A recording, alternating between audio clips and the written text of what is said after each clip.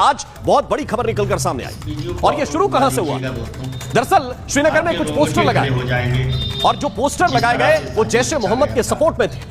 Poster लगाने वाले को शायद ये खबर नहीं थी कि अब श्रीनगर में केवल सीसीटीवी कैमरे नहीं लगे बल्कि फेशियल रिकॉग्निशन सिस्टम भी लगा हुआ है और उससे लैस सीसीटीवी लगे, यानी एक बार में ही उसका चेहरा साफ हो गया, स्पष्ट हो गया। और ये भी इस शख्स का नाम आदिल अहमद है। ये आदिल एक डॉक्टर है, इसने एमबीबीएस की पढ़ाई की, मेडिसिन की डिग्री इसके पास। ये पहले अनंतनाग के सरकारी मेडिकल कॉलेज में डॉक्टर हुआ करता था और पिछले कुछ दिनों से वो सहारनपुर के एक प्राइवेट अस्पताल में जाकर प्रैक्टिस करने लगा। जम्मू कश्मीर पुलिस ने उन सीसीटीवी के आधार पर डॉक्टर आदिल को सहारनपुर से जाकर गिरफ्तार कर लिया।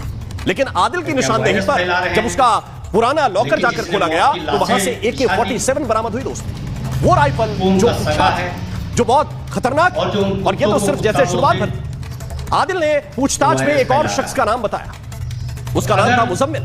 ये भी डॉक्टर है, ये अनंतनाग का रहने वाला है, लेकिन कुछ दिनों से ये फरीदाबाद में रह रहा था दोस्तों। एक यूनिवर्सिटी में ये पढ़ाने का काम कर रहा था। इसने फरीदाबाद के धौज गांव में एक कमरा किराए पर लिया और उसमें इकट्ठा किया इतना बारूद कि एजेंसियां भी दहल गई, परेशान हो गई। एक ठिकाने से 360 किलो विस्फोटक मिला, जबकि एक और दूसरा जो ठिकाना है उससे करीब 2600 किलो विस्फोटक मिला है।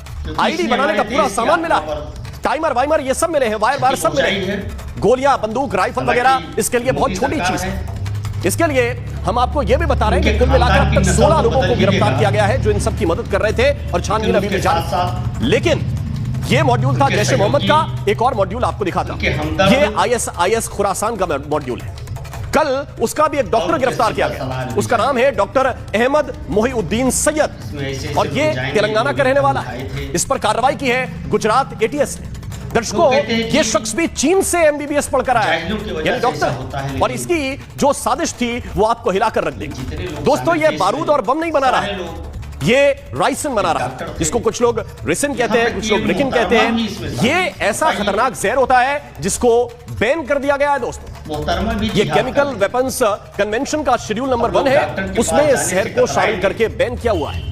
और उसकी वजह से इसका एक दिन का, इसकी वजह मैं आपको बता रहा हूं कि क्यों ये बैन है। ये इसलिए बैन है क्योंकि इसका एक दिन का एक छोटा सा दाना, एक छोटा सा हिस्सा अगर आपके शरीर में किसी भी तरह से चला जाए तो ये जान ले लेता है। और ये खाना तो छोड़ दीजिए, अगर सांसों के जरिए भी अंदर चला गया किसी तरह से तो समझिए कि आपका खेल खत्म। आतंकियों की साजिश इसी जहर को तैयार करके भारत में एक नए तरह का आतंकी हमला करने की थी। दोस्तों, कहने में ये बहुत आसान है कि आतंकवादी पकड़े गए हैं, लेकिन करने में नहीं है। मैं कुछ तस्वीरें आपको दिखाना चाहता हूं। इस कार्रवाई के लिए क्या क्या करना पड़ता है, वो अंदर के डिटेल्स, वो सालों की मेहनत, वो सब कुछ अलग है, वो मैं आपको नहीं दिखा पाऊंगा। लेकिन जो हम देख पाते हैं, जो हमारे कैमरे देख पाते हैं, उसको मैं आपको दिखाना चाहता हूं। और केवल ये देखिए नहीं, ये आप महसूस भी कीजिए मेरे साथ। ये तस्वीर मैं आपको दरअसल दिखाना चाहता हूं दोस्तों, एक बार मेरे साथ आ जाइए। रेड हुई है, ये जरा देखिए, मैं आपको तस्वीर दिखाना चाहता हूं। रेड हुई है और कैसी होती है रेड, अनंतनाग की एक तस्वीर जरा देख लीजिए। ये वो जवान है जो अपनी जान हथेली पर लेकर जा रहे हैं। सामने से कौन आ रहा है, इन्हें इस बात की परवाह नहीं। अंदर कौन छिपा बैठा है, इनको इस बात की परवाह नहीं।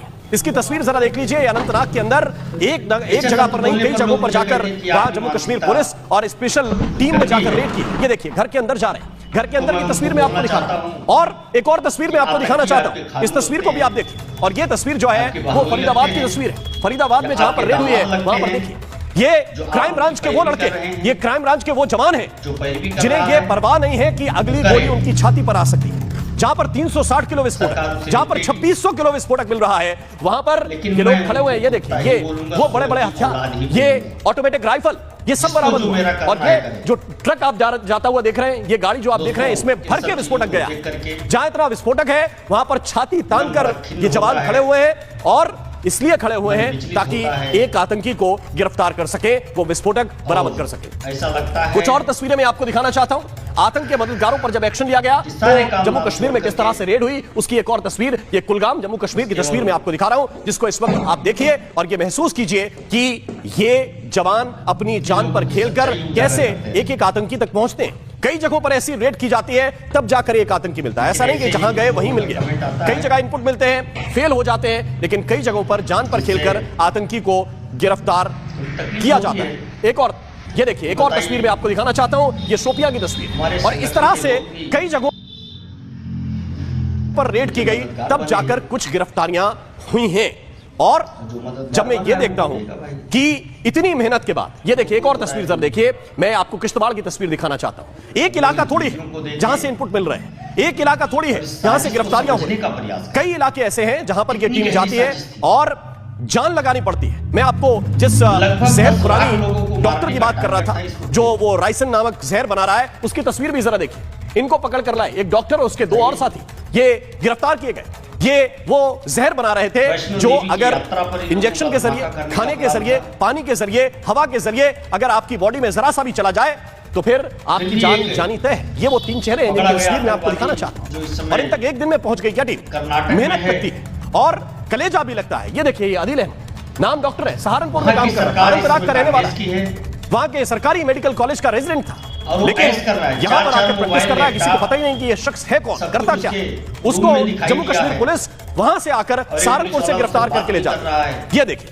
और अब हम थोड़ा सा आगे बढ़ते हैं, इसीलिए दर्शकों, जब इतनी मेहनत से जो आतंकी पकड़े गए हैं वो अगर जेल में जलसा करते हुए पकड़े जाए दुख होता है। और इसीलिए आज मैं कुछ सवाल पूछना चाहता हूं। सवाल यह है कि आतंकी को वीवीआईपी ट्रीटमेंट कोई कैसे दे सकता है और क्यों देना चाहिए। सवाल यह है कि राजधानी दिल्ली के पास 2900 किलो विस्फोटक आखिर आया कैसे। कोई तो रूट होगा, कोई तो तरीका होगा। वो तो जम्मू कश्मीर पुलिस ने एक शख्स को पकड़ लिया, और अगर ना पकड़ता वो सीसीटीवी कैमरा, ये आदिल ना पकड़ा जाता तो ये हजारों किलो विस्फोटक इसका क्या होने वाला था। पहले इंजीनियर, अब डॉक्टर।